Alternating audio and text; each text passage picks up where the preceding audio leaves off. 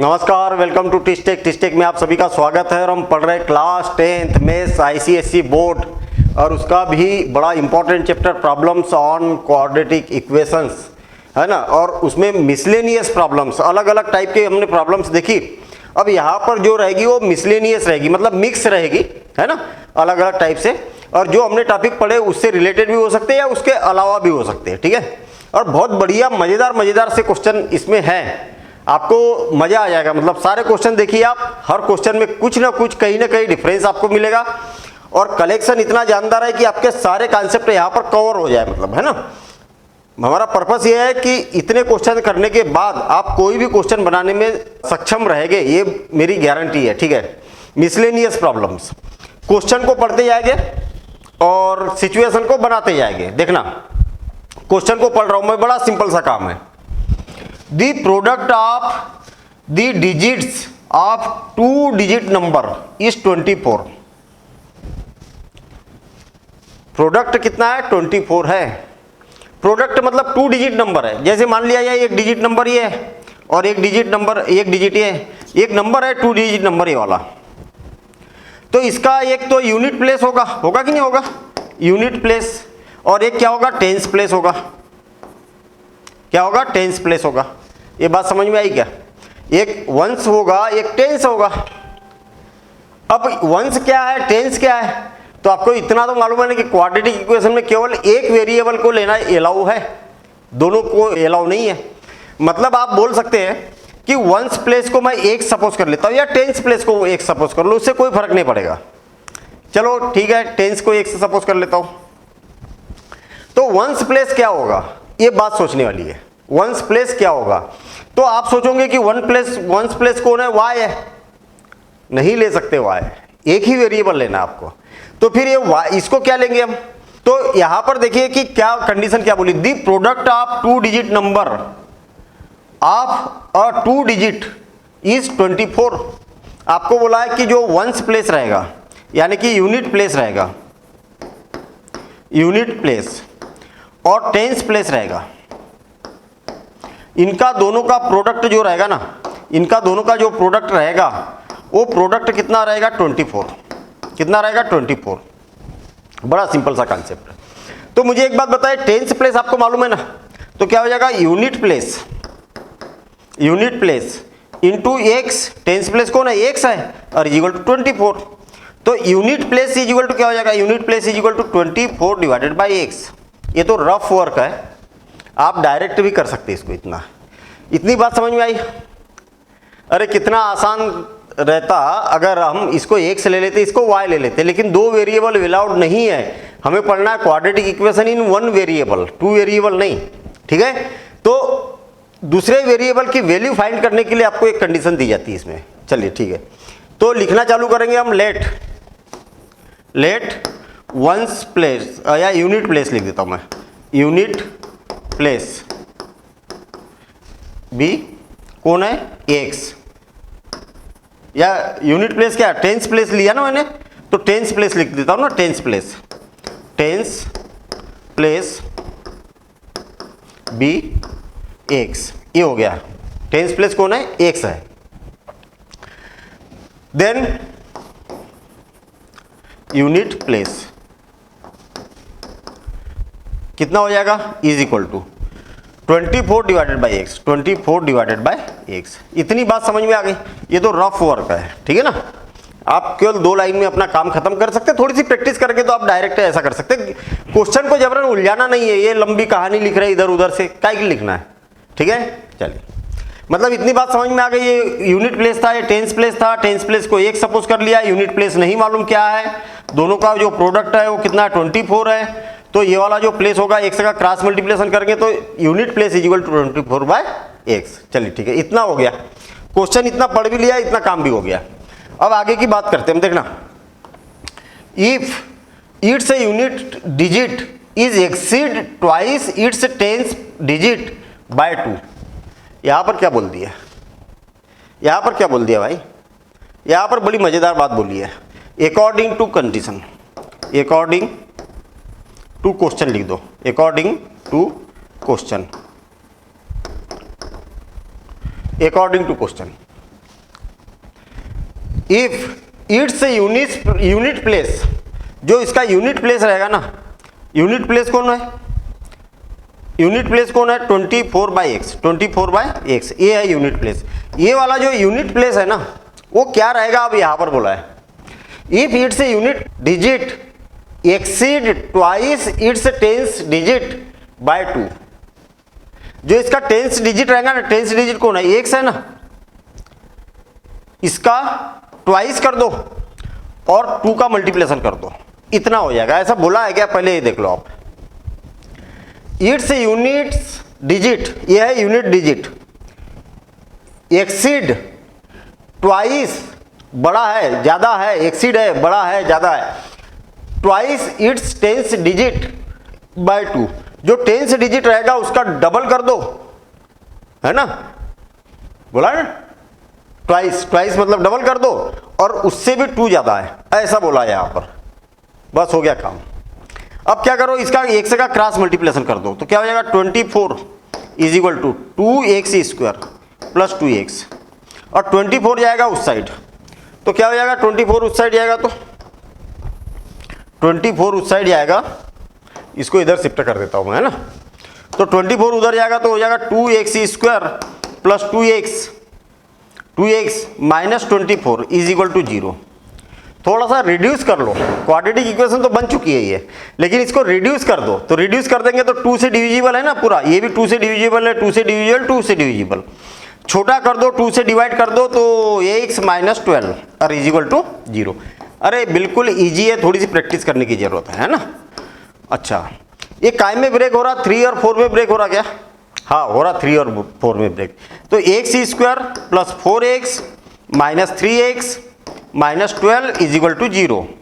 तो x common निकलेगा तो x प्लस 4 और माइनस 3 कॉमन निकलेगा तो x plus 4 is equal to 0। Again x plus 4 common निकल रहा, x प्लस 4 अगेन कॉमन निकल रहा, तो ये हो जाएगा x minus 3 is equal to 0। Zero product rule लगाएंगे तो x इज इक्वल टू क्या हो जाएगा -4 और x इज इक्वल टू 3। ये क्या है ये बताइए, x क्या था, x हमने लिया था ना, x क्या था, टेंस प्लेस था। टेंस प्लेस नेगेटिव हो सकता है क्या, अरे कोई भी प्लेस नहीं हो सकता नेगेटिव, ना तो टेंस प्लेस हो सकता है ना तो वंस प्लेस हो सकता है, नेगेटिव नहीं हो सकता। इसलिए इसको नेगेटिव को क्या कर दो, रिजेक्ट कर दो, रिजेक्टेड, ठीक है, ये क्या है रिजेक्टेड है। हेंस टेंस प्लेस बी कौन होगा, टेंस प्लेस कौन होगा 3 and ones place, ones place, ones place कितना हो जाएगा बी, ये हो जाएगा 24/x 24/3 और इज इक्वल टू 8, इतना हो जाएगा। Then the number ones place है 8 और टेंस प्लेस है 3, तो कितना हो जाएगा 38, इतना हो गया। बस यही हमसे पूछा गया था, कितना सिंपल काम है, समझ में आ गया ना। ठीक है, जैसा जैसा बोला वैसा काम कर दे भाई, बड़े धैर्यता से करो। टेंस प्लेस x है तो वंस प्लेस क्या होगा, तो जैसा बोला उसके हिसाब से हमने किया कि दोनों का प्रोडक्ट क्या होगा 24 होगा, उससे हमें टेंस प्लेस मिल गया। अब यहाँ पर जो अकॉर्डिंग टू कंडीशन है ये सबसे इंपॉर्टेंट है कि इसको लिखते आना चाहिए आपको, बस फिर उसके बाद में सिंप्लीफिकेशन करना है। चलिए अगला क्वेश्चन देखते हैं हम, ठीक है। हाँ ये भी अच्छा क्वेश्चन है, सारे मैंने आपको बताया ना कि सारे क्वेश्चन एक से बढ़कर एक है, सब डिफरेंट है, कोई भी एक क्वेश्चन दूसरे क्वेश्चन से रिलेटेड नहीं है कि भाई हाँ ये क्वेश्चन कर लिया अब अगला क्वेश्चन बन जाएगा। मैंने बड़ा कलेक्शन लिया है हर टाइप के क्वेश्चन ताकि आपसे सारे क्वेश्चन बने, ठीक है ना। The age of 2 sisters are 11 year and 14 year. 2 sister है, एक तो 11 ईयर की है, एक क्या 14 ईयर की है, चलो ठीक है। In how many year times will be product of their ages be 304। तो क्या बोला है कि कितने साल बाद, अरे एक क्या है 11 ईयर की है और एक क्या है 14 ईयर की है। अब कितने ईयर के बाद एक इसमें कितने ईयर को मैं प्लस करूं तो इसमें भी उसी को प्लस करेंगे हम, ताकि दोनों का जो प्रोडक्ट आएगा वो कितना हो जाएगा 304। अरे भाई कितने ईयर बाद, how many year time, in how many years time will be product of their age be 304, ये हमसे पूछा है। दोनों का प्रोडक्ट कितना हो जाएगा। जो चीज पूछी है उसको सपोज कर लो ना, let X year time, years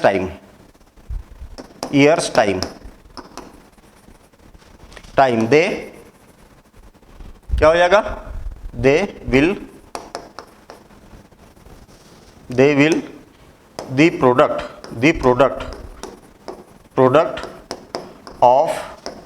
product of ages is 304, ऐसा हमने सपोज कर लिया। कितने ईयर के बाद, तो एक से ईयर के बाद, है ना, ऐसा हमने यहां पर सपोज कर लिया। अब according to condition, according to condition, मुझे एक बात बताओ कि एक सिस्टर तो है 11 ईयर की और दूसरी सिस्टर कितने हैं 4 ईयर की। दोनों जो लड़कियां है वो एक 11 ईयर की है और एक 14 ईयर की है। अब एक से ईयर के बाद कितने ईयर की हो जाएगी। अरे नहीं आएगा समझ में। अरे भाई मैं अभी अगर मान लिया 15 साल का हूं तो 4 साल बाद कितने ईयर का हो जाऊंगा 15 + 4, अरे 15 + 4 19 ईयर का हो जाऊंगा। तो ये एक से ईयर के बाद की बात हो रही, तो ये भी एक से ईयर बड़ी हो जाएगी ना, और ये भी क्या हो जाएगी एक से ईयर बड़ी हो जाएगी। एक से ईयर के बाद इनका जो एज का जो प्रोडक्ट है ना, यानी कि मल्टीप्लिकेशन है ना, वो कितना हो जाएगा 304। कितना इजी काम है कि नहीं, ये इजी। थोड़ी सी प्रैक्टिस करना पड़ेगा ना, टफ सबको लगेगा। सर कैसे पता कैसे बनेगी, ये बनेगी वो बनेगी, टफ तो सबको लगता है ना, लेकिन प्रैक्टिस करने के बाद में उसको इजी बनाया जा सकता है। जितनी प्रैक्टिस करोगे उतना इजी होते चलेगा। अब 11 का 14 से मल्टीप्लिकेशन करेंगे तो 11 44 4 और 11 और 4 15, इतना हो गया है ना। और इसका 11 का 11x प्लस 14x और plus x² is equal to 304, इतना हो गया। अब कितना हो गया भाई, x² है यहाँ पर प्लस 25 है ना, 15 25x प्लस 154। मैं क्या करता हूँ, ये 304 को इधर ले आता हूँ, तो -304 इज इक्वल टू 0। क्या किया, कुछ नहीं किया मैंने, इसको लिख दिया, ये दोनों को प्लस कर दिया तो इतना आ गया, और इसको जैसे को वैसे और उसको राइट हैंड साइड से लेफ्ट हैंड साइड ले आया। x² प्लस 25x, और इसमें से इसको माइनस करेंगे तो कितना हो जाएगा, ये 0 हो जाएगा, 5 तो 5 और 2 तो 1, 150 हो जाएगा इज इक्वल टू 0। 150 कितना हो गया 150। अब हमें क्या करना है, इसको फैक्टराइज करना है, या आपको फार्मूला मेथड अच्छी लगे तो फार्मूला मेथड से करो, लेकिन मैं आपको बता दूं कि फार्मूला मेथड में लगता है टाइम, ठीक है ना, और कई बार एक कैलकुलेशन बहुत ज़्यादा यहाँ पर बढ़ जाता है तो मेहनत वाला काम है। फैक्टराइजेशन पर कमांड बनाओ ना, फैक्टराइजेशन बहुत अच्छा कॉन्सेप्ट है, ठीक है। चलिए अब हम क्या करते, तरीका तो मालूम ही है हमें, इसके कोफिशिएंट का और इसका मल्टीप्लिकेशन करते, किसका 1 और 150 का। चलो 150 का मल्टीप्लिकेशन करेंगे तो 2 से डिवाइड करेंगे तो 75, 3 से डिवाइड करेंगे तो 25 और 5 × 5, इतना हो गया। 2 ग्रुप बनाना है और दोनों का सम या डिफरेंस कितना आना चाहिए 25 आना चाहिए। ये कितना हो गया 15 और 5 2 जा 10, और क्या 15 और 10 दोनों का सम 25 हो रहा, क्या हाँ हो रहा, तो अपना काम हो गया। तो क्या हो जाएगा 15 अच्छा ये हो गया, तो फिर दोनों का प्रोडक्ट भी, ये भी बात याद रखना, दोनों का सम मिडिल टर्म आ रही है तो दोनों का प्रोडक्ट भी क्या होना चाहिए, इसके और इसके प्रोडक्ट के बराबर होना चाहिए। तो हो रहा क्या, नहीं हो रहा, ये गड़बड़ हो गई है, हैं? ये गड़बड़ हो गई, ये वाला नहीं आएगा समझ में। अगर मैं 1 से लिखूं यहां पर, दोनों का प्रोडक्ट कितना हो जाएगा +150 x² और यहाँ पर क्या हो रहा, -150 x² हो रहा, दोनों का प्रोडक्ट, तो ये इक्वल नहीं है, इसलिए ये वाला कॉम्बिनेशन नहीं चल पाएगा है।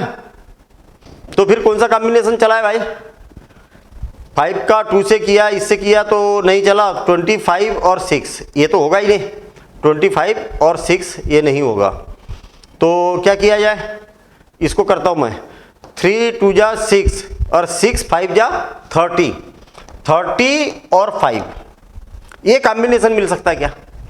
देखिए इसका डिफरेंस कितना होगा, मैं अगर दोनों के साथ 1 से लगा दूं, इसके सामने प्लस लगा दूं, इसके सामने माइनस लगा दूं, तो क्या मिडिल टर्म आ गई क्या, हाँ आ गई। क्या दोनों का प्रोडक्ट इसके और इसके प्रोडक्ट के बराबर है क्या, हाँ है, तो बस काम हो गया। क्या हो जाएगा, x² plus 30x minus 5x minus 150 is equal to 0। तो x कॉमन निकलेगा तो x प्लस 30 और -5 कॉमन निकलेगा तो x प्लस 30 और is equal to 0। x plus 30 again common निकल रहा, x प्लस 30 अगेन कॉमन निकल रहा, तो x minus 5 is equal to 0। इसके इक्वल टू 0 लेंगे या इसके इक्वल टू 0 लेंगे, तो क्या हो जाएगा, x plus 30 is equal to 0 और x minus 5 is equal to 0। तो x की वैल्यू क्या हो जाएगी, -30 और x की वैल्यू क्या हो जाएगी 5। x को क्या कंसीडर किया था, x year times, x year time मतलब ये ईयर है, तो ईयर नेगेटिव हो सकता है क्या, नहीं ना, नेगेटिव नहीं हो सकता, पॉजिटिव ही होगा ना ईयर, तो इसको कर देंगे हम रिजेक्ट, रिजेक्टेड। तो वही तो पूछा था आपसे, इन हाउ मेनी टाइम्स, तो हम यहां पर बोल सकते हैं हेंस, जैसा क्वेश्चन की लैंग्वेज है वही ये लैंग्वेज में आंसर देंगे, hence 5 year time will the product of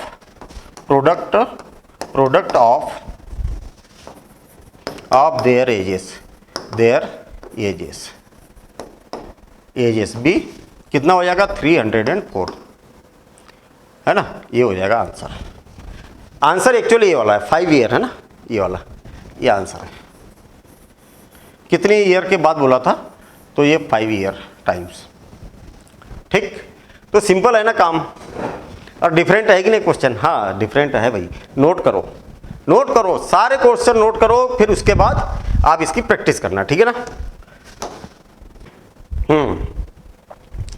1 year एगो, अच्छा 1 year ago a man was 8 times as old as his son, अच्छा 1 ईयर के पहले, 1 ईयर एगो, आज प्रेजेंट की बात कर रहे हैं हम, ये प्रेजेंट में है, तो 1 ईयर एगो, आज अगर मेरी एज मान लिया जाए कुछ भी है, जैसे 15 ईयर है, तो 1 साल पहले कितनी थी, 14 ईयर थी, ऐसा, ठीक है ना। तो हम क्या करते हैं, 1 ईयर एगो की बात की है, now his age is equal to the square of his sons age, find their present age, present age फिर हमें फाइंड करना है, आया समझ में। तो 2 तरीके हैं, आप या तो प्रेजेंट एज को ही सपोज कर लो, या तो 1 ईयर एगो की एज को सपोज कर लो, अरे 1 ईयर एगो में उनकी एज कितनी थी ऐसा सपोज कर लो। तो हम यहाँ पर सपोज कर लेते हैं, लेट 1 ईयर एगो, 1 ईयर एगो, 1 ईयर एगो की बात कर रहे हैं हम, सन्स एज, सन की जो एज है, सन्स एज कितनी है, 1 ईयर, सन की एज कितनी है, 1 ईयर, कब की, 1 ईयर एगो की। तो हिज फादर की एज कितनी होगी, फादर की एज कितनी होगी, कितनी होगी भाई, तो क्वेश्चन को पढ़ेंगे हम। आप बोलोगे कि सर वाई ले लो ना, बढ़िया, नहीं वाई लेना ही नहीं है हमें, दूसरा वेरिएबल यूज ही नहीं करना है हमें क्वाड्रेटिक इक्वेशन में, केवल एक ही वेरिएबल से काम हो जाना चाहिए। अच्छा 1 ईयर एगो, 1 ईयर एगो कितनी है, सन की एज इतनी है, a man was 8 times as old is son, अच्छा उसका जो सन है ना उससे 8 टाइम है भैया, आ गई बात समझ में? जो सन की एज है उसकी अपेक्षा 8 टाइम मतलब 8 के मल्टीपल में है उसकी एज। हाँ ठीक है। Now according to question,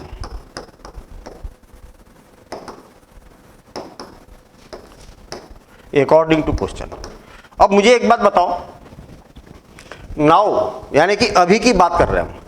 1 year एगो उसकी एज कितनी थी भाई? फादर की एज कितनी थी? 8x, हाँ या ना? उसके सन की एज कितनी थी? x। 1 ईयर एगो सन की एज कितनी थी? x। उसके फादर की एज कितनी थी? 8 टाइम ऑफ x, इतनी थी 1 ईयर एगो। तो प्रेजेंट में उनकी एज कितनी होगी? +1 +1। ये कितने लोगों को समझ में आया? आ गया ना सबको समझ में? भैया मेरे 1 ईयर एगो की एज ये है, तो आज कितनी एज होगी मेरी? 25 साल थी मेरी एज 1 साल पहले, तो आज कितनी होगी? 26 होगी कि नहीं? 1 को प्लस करेंगे कि नहीं? हाँ करेंगे ना। अब कंडीशन देखो जरा, नाउ तो एज इनकी है, his age is equal to, his मतलब उसकी age, is equal to the square of his son. अच्छा, उसके जो सन की है उसका स्क्वायर, हिज सन एज, जो उसका सन है उसके स्क्वायर के बराबर है। तो फाइंड देयर प्रेजेंट एज। अब प्रेजेंट एज निकालना है, तो क्या हो जाएगा? 8x + 1 is equal to a + b whole square, तो a square + 2ab + b square. ये सारा का सारा जाएगा उस साइड, तो क्या हो जाएगा? ये सारा का सारा जाएगा उस साइड।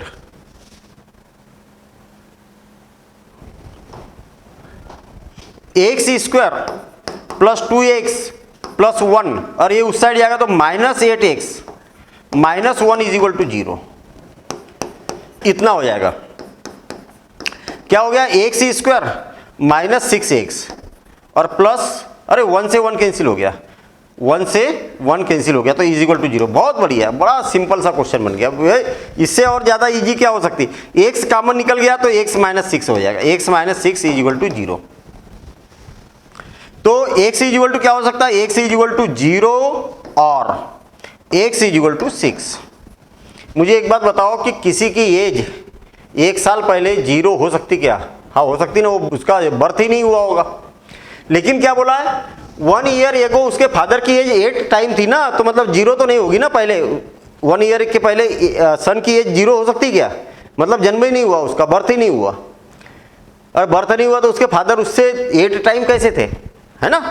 तो ये पॉसिबल नहीं है, तो इसको क्या कर देंगे? रिजेक्टेड कर देंगे, रिजेक्टेड। हेंस प्रेजेंट एज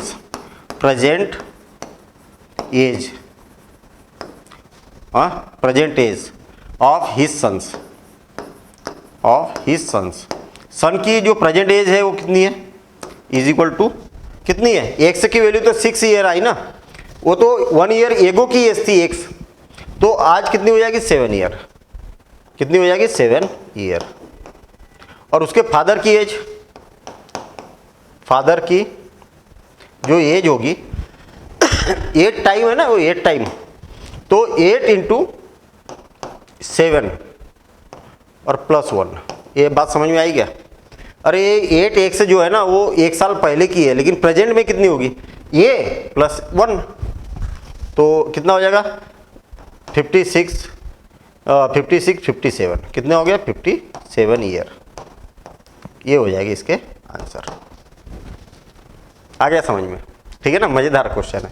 चलिए आगे बढ़ते हैं, हम नोट करते हुए चलेंगे, आप आगे बढ़ेंगे और क्वेश्चन को देखेंगे, आप क्वेश्चन को एंजॉय करेंगे, मतलब यानी बहुत मजेदार क्वेश्चन लेके आया हूं। अभी देखिए, the age of a father is twice the square of the age of his sons. अच्छा, the age of a father is twice the square of the age of his sons. Age son की यहां पर बोलिए, find their present age. Present age की बात की है तो प्रेजेंट एज तो हम सपोज कर लेते हैं, लेट प्रेजेंट। अच्छा सुनिए, ज्यादातर मामले में क्या होता है, जो सन और फादर की बात की जाती है, जो दोनों में छोटा है ना उसको सपोज किया करो एक्स, बड़े को नहीं, तो थोड़ा सा इजी होगा। और बड़े को अगर एक से सपोज कर लेंगे, उसके फादर को अगर एक सपोज कर लेंगे तो इक्वेशन बनाने में थोड़ी सी तकलीफ जाएगी, है ना, मेहनत करनी पड़ेगी। तो ये कॉन्सेप्ट याद रखो कि जो छोटा रहेगा ना उसको कंसीडर करो वेरिएबल, ठीक है ना। तो let present age of son's कितना हो जाएगा, एक्स ईयर, उसके सन की एज हमने यहां पर कंसीडर की। अरे समझ में आया क्या, x year, then his father's age, बड़ा सिंपल सा काम है, इज इक्वल टू, ये भी कौन से फादर की जो एज है वो भी प्रेजेंट की ही बात कर रहे हैं हम। अब क्वेश्चन को पढ़ूंगा, the age of a father की जो एज है ना वो कितना है, twice the square of the age of his sons. अच्छा, उसका जो सन है ना उसका स्क्वायर कर दो और उसका ट्वाइस कर दो, ट्वाइस मतलब डबल कर दो, तो इतनी है उसके फादर की एज। कितना सिंपल काम है, जैसा बोला वैसे तो कर रहे हैं। Twice the square of his sons, son की एज का स्क्वायर करो और उसको ट्वाइस कर दो, ऐसा मत कर देना ट्वाइस किया और फिर उसका स्क्वायर किया, ऐसा नहीं। क्यों, क्योंकि क्वेश्चन यार इसमें और इसमें अंतर है भाई, 2x स्क्वायर, दोनों में डिफरेंस है। यहां पर केवल x का स्क्वायर है और यहां पर पूरे का स्क्वायर है, ये तो गलत हो जाएगा ना। इसकी मीनिंग क्या है, 4x स्क्वायर है और इसकी मीनिंग है 2x स्क्वायर। याद रखना, छोटी सी बात है लेकिन मैथ्स में बहुत बड़ी मिस्टेक हो जाएगी ये, है। तो क्लियर जब बोला है कि आपको इस ट्वाइस, किसका ट्वाइस भाई, स्क्वायर का, उसकी एज के स्क्वायर का ट्वाइस, स्क्वायर किया और उसका ट्वाइस किया। अब अकॉर्डिंग टू क्वेश्चन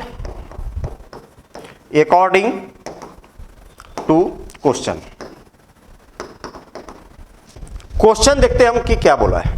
कहा गया क्वेश्चन, यहां तक तो हो गया क्वेश्चन।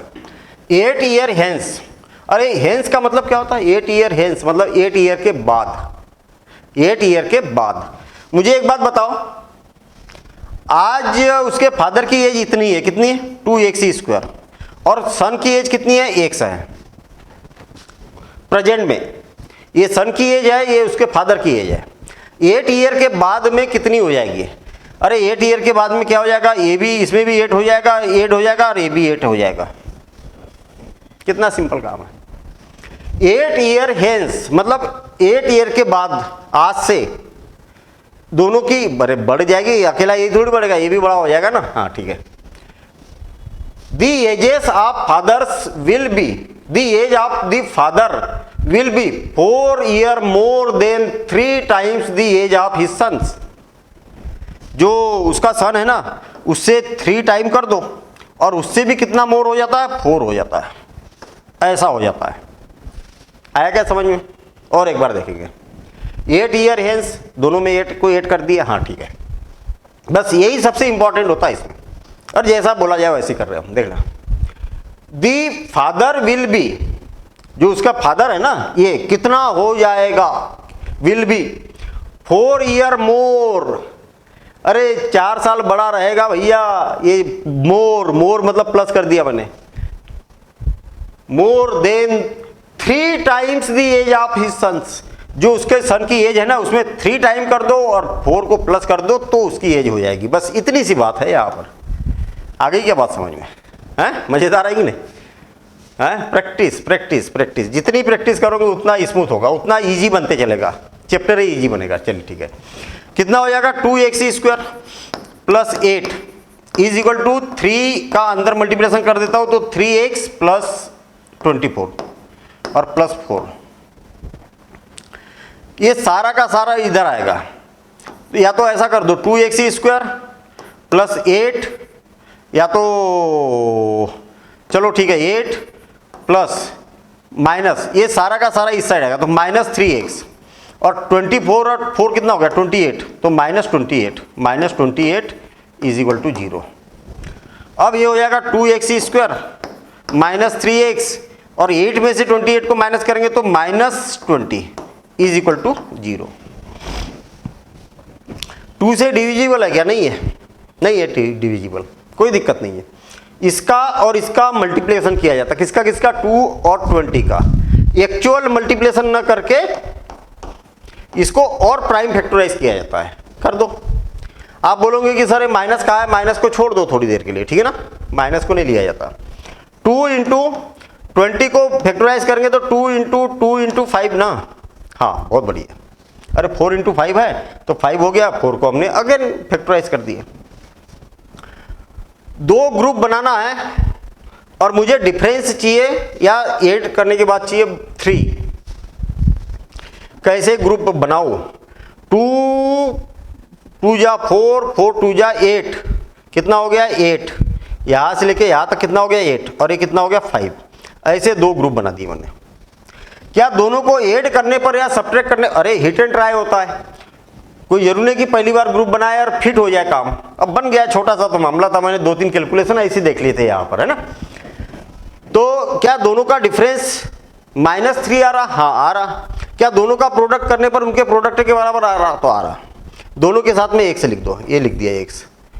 यहां पर लगा देंगे माइनस बड़े नंबर के सामने और यहां लगा देंगे प्लस।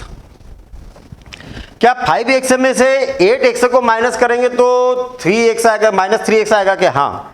और दोनों का प्रोडक्ट करेंगे तो क्या इनके प्रोडक्ट के बराबर आएगा? हाँ आ रहा।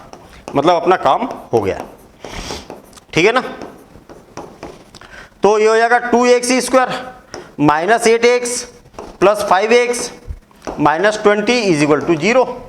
तो 2x कॉमन निकलेगा तो क्या हो जाएगा x -4, और प्लस 5 कॉमन निकलेगा तो x -4 = 0। तो x -4 अगेन कॉमन निकलेगा तो 2x प्लस 5 = 0।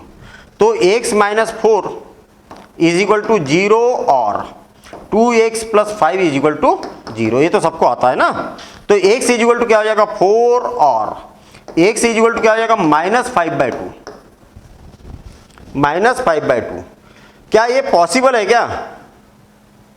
क्यों -5/2 पॉसिबल है क्या? नहीं। तो इसको क्या कर दो? रिजेक्टेड। इसको क्या कर दो? रिजेक्टेड। तो x = क्या हो जाएगा 4, ये सेलेक्टेड रहेगा। पूछा क्या है? Find their present ages. अच्छा, hence present their present age, present ages of sons. Son की एज कितनी होगी? सन की एज को क्या कंसीडर किया था? 1 सर, 1 की वैल्यू कितनी आई? 4, तो 4 ईयर। और फादर की कितनी होगी? फादर होगा कितना है? 2x² ना। तो 2 इंटू x की वैल्यू क्या है? 4, तो 4 का स्क्वायर। तो ये हो जाएगा 2 इंटू 16, है ना। 4 4 जा 16, 16 का डबल 32 ईयर। बस सन की एज है 4 ईयर और फादर की एज है 32 ईयर। बस काम हो चुका है। नोट कर लो, नोट करो, प्रैक्टिस करो। नोट करते जाओ, प्रैक्टिस करते जाओ, खत्म काम, है ना। बड़ा सिंपल सा काम है। अरे इम्प्लाइज लगाते चलो, इम्प्लाइज तो लगाना ही है ना। इम्प्लाइज लगाओ, अच्छा लगता है, ठीक है ना। यहाँ पर भी इम्प्लाइज लगाओ और यहाँ पर आंसर आ गया तो ये हो गया, है ना। बस चलिए अगला क्वेश्चन देखते हैं हम। बहुत बढ़िया, मजेदार क्वेश्चन, ठीक है ना, मजेदार क्वेश्चन है। Mister Mehra sends his servant to the market to buy oranges worth ₹15। अच्छा, मिस्टर मेहता है, उसने क्या किया? उसके सर्वेंट को कितने दिए? ₹15 दिए। बोला कि भैया ये ₹15 रख और तू ऑरेंज लेके आ जा मार्केट से। कितने के? पूरे के, बचाना नहीं है उसमें से पैसे। जो ₹15 दिए उसके ऑरेंज लेके आना है। चलो ठीक है, बहुत बढ़िया काम हो गया। गया भाई वो मार्केट में भी गया। The servant having eaten 3 oranges on the way. अच्छा, आते आते रास्ते में उसने 3 ऑरेंज खा गया कि मालिक को तो पता ही नहीं चलेगा, मेहता जी को तो पता ही नहीं चलेगा। मेहता ही है ना, हाँ, मेहता जी को तो पता ही नहीं चलेगा, वो खा गया बीच में। उसने परचेस किए, जितने भी परचेस किए उसने, उसमें से 3 तो खा गया वो। चलिए ठीक है। मिस्टर मेहता पेज 25 पैसा पर ऑरेंज मोर देन दी मार्केट प्राइस। अच्छा, जो उसकी अब मुझे एक बात बताओ कि 25 रुपीज़ के कितना 15 रुपीज़ के जितने भी ऑरेंज आए होंगे, 3 तो सर्वेंट खा गया, तो मेहता जी को थोड़ा सा महंगा पड़ा ना ऑरेंज मार्केट प्राइस की अपेक्षा। हाँ महंगे पड़ेंगे ना, क्योंकि 3 खत्म हो गए ना, वो बताएगा नहीं वो। तो कितना महंगा पड़ा? 25 पैसा पर ऑरेंज, इतना महंगा पड़ गया, मेहता जी का नुकसान हो गया 25 पैसे पर ऑरेंज पर। चलिए ठीक है। टेकिंग, अब यहां पर क्या है, क्वेश्चन में गिवन है आपको। जनरली क्वेश्चन में ये सारी चीजें गिवन नहीं रहती है। जो मैंने ये जो ब्लॉक बनाया ना, ये एग्जाम में पूछा भी जा सकता, नहीं भी दिया जा सकता। बस यहां पर बोलेंगे find the value of X या find the number of oranges he purchased, कितने उसने परचेज किए थे मार्केट से, ऐसा पूछा जा सकता है। यहां पर क्या बोला? Taking x to be the number of oranges which mister Mehta received from a quadratic equation in x, hence find the value of x. Mehta को जो रिसीव्ड हुए ना ऑरेंज, जो मेहता जी को ऑरेंज रिसीव्ड हुए उसको एक्स कंसीडर करो आप, ऐसा क्वेश्चन में बोला है। न बोला जाए तो भी आप कर लेते हैं इसको कोई दिक्कत ही नहीं है। चलिए ठीक है। तो गिवन, अब लेट नहीं करेंगे हम, क्या given the number of orange, the number of orange, number of oranges which received mister Mehta, कितना इज इक्वल टू एक्स, इतने ऑरेंज उसने रिसीव किए। मुझे एक बात बताओ, मेहता ने जो ऑरेंज परचेज किए थे कितने? 15 रुपीज़ के।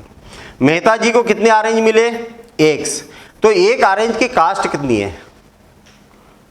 नहीं बता पा रहे? देखना फिर से और एक बार। आप मार्केट गए, आपने ऑरेंज परचेज किए कितने के? 100 रुपए के, और कितने मिले आपको? 10 ऑरेंज मिले। तो एक ऑरेंज की कास्ट कितनी हो गई? तो rupees cost divided by number of orange, divide करोगे ना, तो ये क्या मिलेगा आपको? Cost of 1 orange. ये क्या हो जाएगा? Cost of 1 orange. अच्छा, मेहता जी को 1 ऑरेंज मिले थे, तो उसको एक ऑरेंज की कास्ट कितनी पड़ी? इतनी। लेकिन एक्चुअल सर्वेंट ने कितने ऑरेंज परचेस किए थे? एक्स प्लस 3 तो खा गया था ना, इतने परचेस किए थे ना। कितने रुपए में? 15 रुपए में। ये ज्यादा होगा, इसकी वैल्यू ज्यादा होगी कि इसकी वैल्यू ज्यादा होगी? बड़े नंबर से इसको डिवाइड करेंगे तो छोटा नंबर आएगा, है ना। तो कहने का मतलब एक ऑरेंज की कास्ट कितनी थी? इतनी थी। लेकिन मेहता जी को थोड़ा सा महंगा पड़ा ऑरेंज। कितना महंगा पड़ा? अगर इसमें से एक ऑरेंज की कास्ट में से इस ऑरेंज की कास्ट को अगर माइनस किया जाए तो 25 पैसा, 25 पैसा। ये सारी बातें काय में हो रही है? रुपीज में हो रही ना, रुपीज में हो रही ना। तो 25 पैसा, तो इसको रुपीज में कन्वर्ट करने के लिए 100 से डिवाइड कर देंगे। आया क्या समझ में? आया ना समझ में? बस यही मेन कॉन्सेप्ट है। और एक बार 15 रुपीज़ के ऑरेंज खरीदे, एक्चुअल खरीदे इतने, तो एक ऑरेंज की कास्ट कितनी हो गई? इतनी। मेहता जी को मिले इतने, तो मेहता जी को एक ऑरेंज की कास्ट कितनी पड़ी? इतनी। उनको क्या है? 25 पैसा महंगा पड़ा ऑरेंज। इसका मतलब इसमें से इसको माइनस करेंगे तो 25 आ जाएगा। ये बढ़िया काम हो गया, इसको रुपीज़ में कन्वर्ट कर दिया। तो according to question, according to question क्या हो जाएगा? 15 divided by x minus 15 divided by x plus 3 और is equal to 25 divided by 100। ठीक है, इसका काम हो गया। अब एलसीएम ले लो आप चाहो तो, है ना। एलसीएम ले लो, और भी तरीके हैं इसके, और भी तरीके हैं। आप चाहो तो इसको कॉमन निकाल सकते थे, लेकिन रहने दो, कॉमन वामन रहने दो। ये 25 से 1 टाइम और 25 से 4 टाइम, इसका एलसीएम कितना आ जाएगा? X plus 3। ठीक है, तो ये कितना हो जाएगा? 15 into x plus 3। Minus 15 into x और इज इक्वल टू 1/4। 15 का मल्टीप्लिकेशन करेंगे तो 15x plus 45 minus 15x divided by x square plus 3x is equal to 1/4। ठीक, इससे ये कैंसिल हो जाएगा तो क्या हो जाएगा 45 divided by x square plus 3x और इज इक्वल टू 1/4। ये 4 का क्रॉस मल्टीप्लिकेशन करेंगे तो कितना हो जाएगा 45 into 4 is equal to x square plus 3x। तो ये क्या हो जाएगा एक्स स्क्वायर प्लस 3x और ये उस साइड जाएगा तो 90 180 हो जाएगा माइनस 180 इज इक्वल टू 0। बस माइनस 180। ठीक है, ऐसा हो गया।